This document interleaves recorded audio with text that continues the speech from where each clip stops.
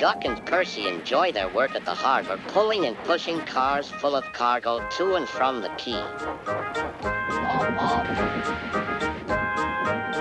But one morning, the engines were exhausted. The harbor was busier than ever.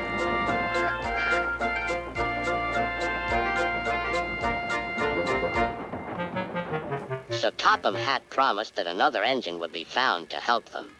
"Huh, it's about time," said Percy. "I ache so much I can hardly get my wheels to move," agreed Duck.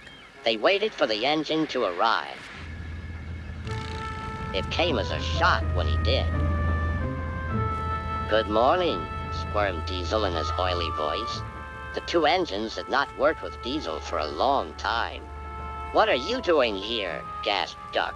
"Your worthy Sir Topham Hatt sent me. I hope you are pleased to see me again. I am to shunt some dreadfully tiresome cars." "Shunt where?" said Percy suspiciously. "Where? Why, from here to there," purred Diesel, "and then again from there to here. Easy, isn't it?" With that, Diesel, as if to make himself quite clear, bumped some cars hard. "Oh!" screamed the cars. "Grrr!" growled Diesel. Percy and Duck were horrified. They did not trust Diesel at all. They refused to work and would not leave their shed. Sir Topham Hatt was enjoying his tea and iced bun when the telephone rang. "So there's trouble in the Harbour Yard? I'll be there right away." Diesel was working loudly and alone. Cargo lay on the quay. Ships and passengers were delayed. Everyone was complaining about Sir Topham Hatt's railway. Percy and Duck were sulking in their shed. "What's all this?" demanded Sir Topham Hatt. "We're on strike, sir," said Percy nervously. "Yes," added Duck. "Beg pardon, sir, but we won't work with Diesel, sir." "You said you send him packing, sir." "I have to give Diesel a second chance," replied Sir Topham Hatt. "I'm trying to help you by bringing Diesel here. Now you must help me. He was the only engine available." Percy and Duck went sadly back to work. Next morning, things were no better. Diesel's driver had not put his brakes on properly, and Diesel started to move. He went bump, straight into Percy.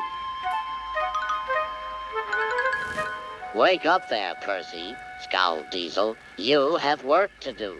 He didn't even say he was sorry to Percy. Later, Diesel bumped the cars so hard that the loads went everywhere. "What will Sir Topham Hatt say?" gasped Percy. "He won't like it," said Duck. "So who's going to tell him, I wonder? Two goody-goody tattletales like you, I suppose?" Percy and Duck did not want to be tattletales, so they said nothing. Diesel, thinking he could get away with his bad behavior, was ruder than ever.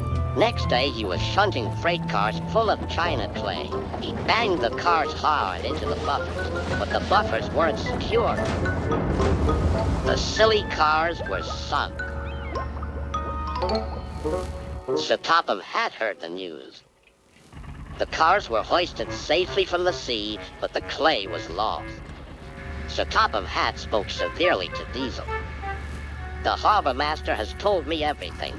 Things worked much better here before you arrived. I shall not be inviting you back. Now, Duck and Percy, I hope you won't mind having to handle the work by yourselves again." "Oh, no, sir. Yes, please, sir," replied the engines. Whistling cheerfully, they puffed back to work, while Diesel sulked slowly away.